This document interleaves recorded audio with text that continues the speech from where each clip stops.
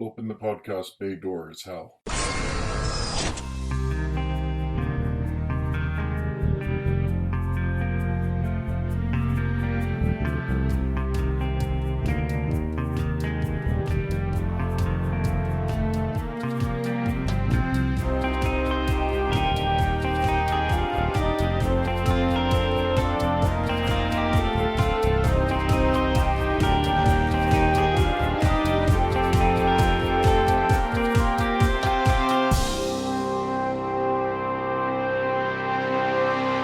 Hello everyone, and welcome to episode 47 of Welcome to Geektown.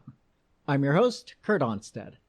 I've been a proud geek all my life, being into role-playing games, board games, sci-fi, fantasy, and especially superheroes and comics. And I want to help others join me in those pursuits. But I've found that sometimes people can get overwhelmed or feel left out because they don't already have what some consider the requisite knowledge to be considered a fan. And that's where Welcome to Geektown comes in. Here you can ask your questions without feeling like a gatekeeper is calling you out for not yet being fully versed in every aspect of your new interest. Before we get into this week's questions, I'd like to remind everyone that I'm always looking for more questions to cover for future episodes. Please email me at welcometogeektown, all spelled out, at gmail.com, or use the Submit a Question link at www.welcometogeektown, the number 2 in this case, geektown.com. I look forward to hearing from you. Continuing from last episode, we've got 2 more questions from the ladies of the OHotMU or Not podcast, available on the Fire and Water podcast network. Listen back to the previous episode for details on that podcast and why I recommend it. First up, we have a question from Shotgun, who wants to know how 2 big companies keep their characters separate when they have the same name. There's a lot of occurrences where you have basically the same characters from one universe to the other, like in DC and Marvel and everything. How different are they, and how can they handle having someone so similar in both universes? So your example is Hercules? Well, I mean, yeah, but there's if we would take back, Could it be just like the same name? It could be the same name, it could be the same concept. You're like, oh, you're the bat dude here, and you're the equivalent bad dude. You're the Fire Lord, you're the Sun Boy. Okay. Yeah. So, Okay. they're so similar, and they have, the same power set, and do they have, completely different personalities? How do they do it so it's refreshing? Well, you brought up Hercules as your first example. He and other characters from mythology are kind of a special case. These characters are based on myths that are in the public domain, and so usually have very similar backstories and histories in their respective universes. In both DC and Marvel, Ares is the god of war, Hercules is a demigod, and Thor is the god of thunder. However, probably because Thor is actually one of Marvel's more well-known lead characters, DC has done very little with their Thor. The one thing that the 2 companies do is make sure their versions of these mythological characters look different in some way. For instance, the Ares of DC, often a Wonder Woman villain, typically wears a horned helmet with glowing red eyes peering out, and blue armor that covers his entire body. The Marvel Ares, on the other hand, wears black armor that covers his torso but not his arms, and has a centurion helmet on his head. Both very much say warrior in their bearing, but do so in very different ways. Now, characters that are not based directly on mythological characters are a different story, and how much they hew to their crosstown counterpart can vary quite a bit. Let's look at one example on either extreme, starting with what one could ultimately call a straw man argument. Scarecrow is a name that both DC and Marvel have attached to villains over the years. The DC Scarecrow is probably the better known one, having been seen in Batman Begins, as well as Batman the Animated Series and Gotham, in addition to his comic book appearances. The Marvel Scarecrow has not made any outside media appearances, other than in one Ghost Rider video game. Even though one has become much more popular than the other, they are very similar in appearance and even somewhat in their power set. Their costumes in the comics both originally resembled the traditional Scarecrow, with a burlap sack mask and hay coming out of their green and or brown costumes at the wrists, ankles, and neck. DC's version has eliminated the hay in the past few years, more closely resembling Cillian Murphy's take on the character from the Christopher Nolan movie. Both characters also have the power to induce fear. However, DC goes for a more science-based origin for Scarecrow's powers, while in Marvel, Scarecrow's fear inducement powers are magical. If you just saw a picture of the two together, however, it might be difficult to tell them apart. Because neither character is the lead in a title, and the term Scarecrow is a single English word, there's never going to be any trademark or copyright fight between the two companies over their respective characters, but I think because DC's version is more well-known, Marvel has not pulled its version out of comic book limbo very often, only appearing in about 24 issues over the 55 years since he was first published.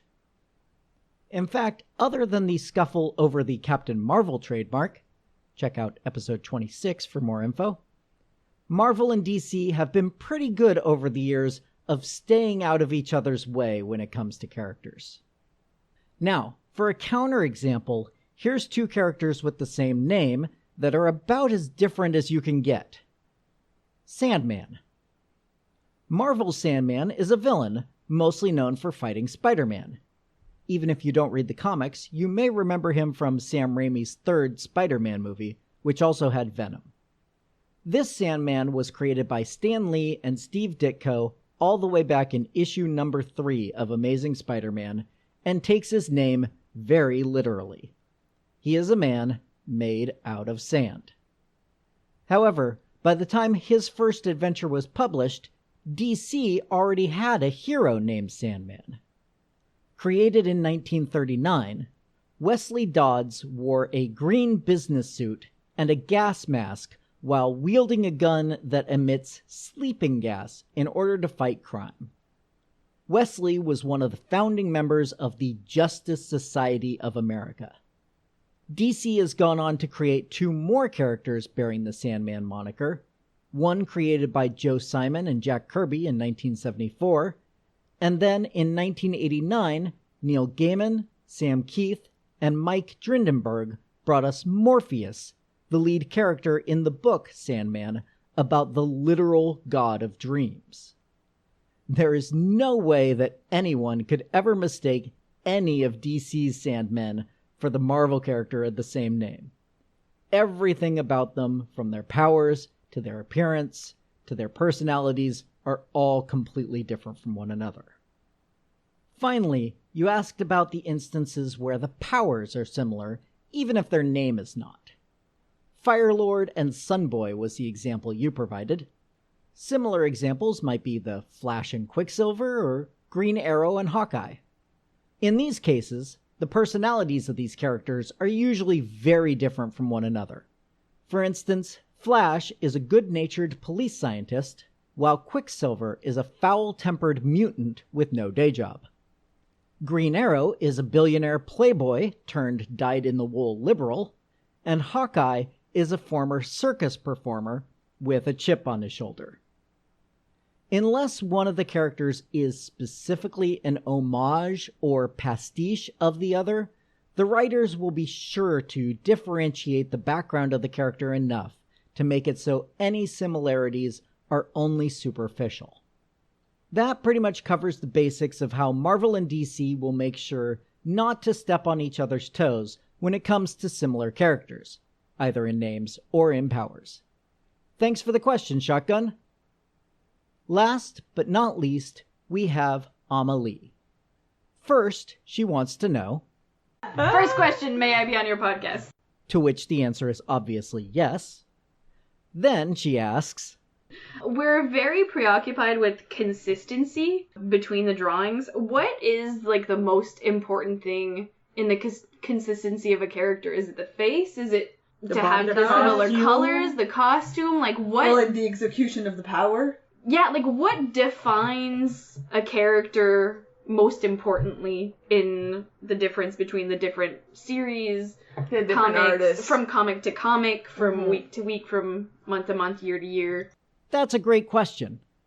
I agree that consistency in appearance is important, although at the same time you want the artist to have enough freedom to put their own unique style on the book.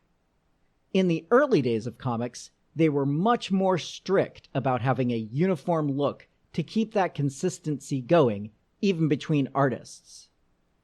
Model sheets were created that showed how the characters should be drawn, and even if a new artist came on, they were expected to match the style as closely as possible.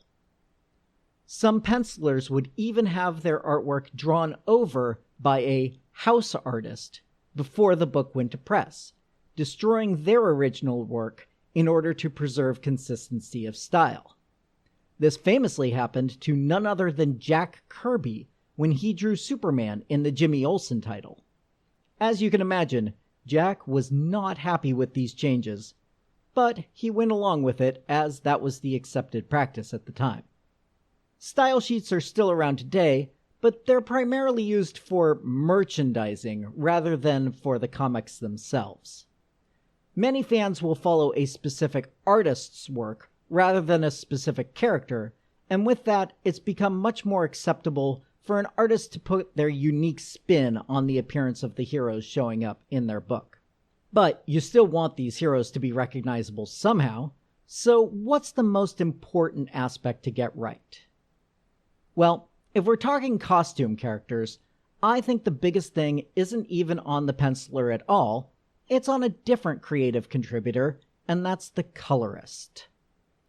On Spider-Man, you can make the web pattern big or small, change the size of the eyes, even move some of the patterns around, but if you mess with the classic red and blue, or red and black for some portrayals, then it's gonna stop looking like Spider-Man.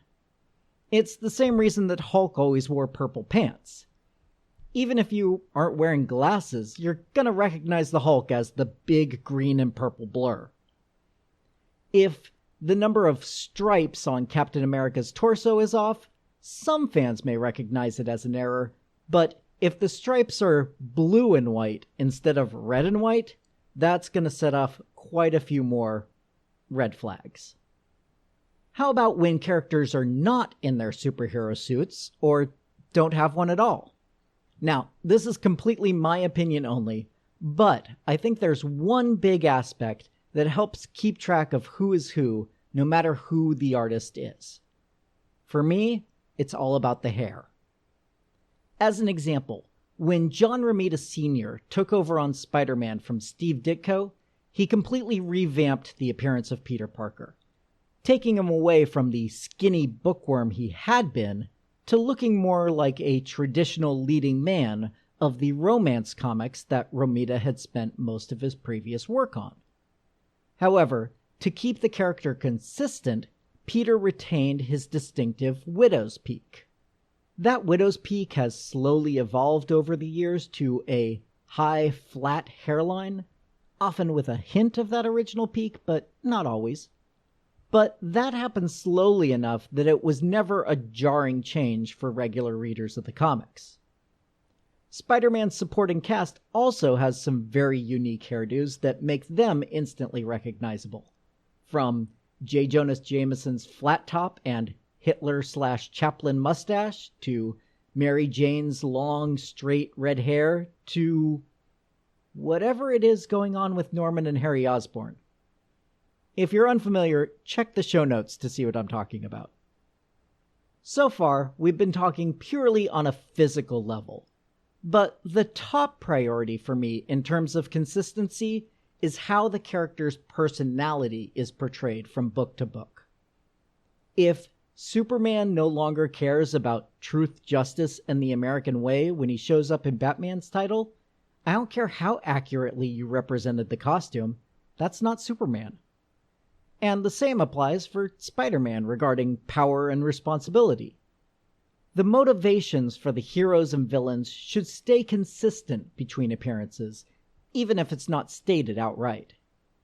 I would much rather see my favorite hero change costume than change personalities. So, everyone from the writer to the penciler and inker to the colorist has some responsibility for keeping the character's look and tone constant throughout the years. Overall, they've done a good job balancing that with letting the characters grow and adapt to the changing times, which is a separate challenge in and of itself. It's one of the reasons that these characters created anywhere from 20 years ago to 80 years ago are still relevant in today's world, and why people still enjoy reading and watching their adventures. So, Shotgun and Emelie, I hope you enjoyed the answers to your questions. And if any of my other listeners have anything you'd like to learn more about, please send me an email at welcometogeektown, all spelled out, @gmail.com. Or you can ask your question anonymously if you prefer by clicking Submit a Question over at www.welcometo, the number 2 in this case, geektown.com. Other contact options include facebook.com/welcometogeektown or Twitter @geektownpodcast. Also, if you'd like to support the show directly, come join the Patreon at patreon.com/welcometogeektown for just $1 per month to get access to full scripts of the shows, outtakes, and a monthly shoutout. You can also help the show grow by subscribing and giving a 5-star review over on Apple Podcasts to join the Geektown City Council, which helps other people find the show so we can all tell them, "Welcome to Geektown, population us." Welcome to Geektown is written, narrated, edited, and produced by me, Kurt Onstead. Theme music is by Aaron Levitz, logo art by Archie Santana. All other sound clips are the copyrighted material of their respective owners, and no infringement is intended, falling under fair use.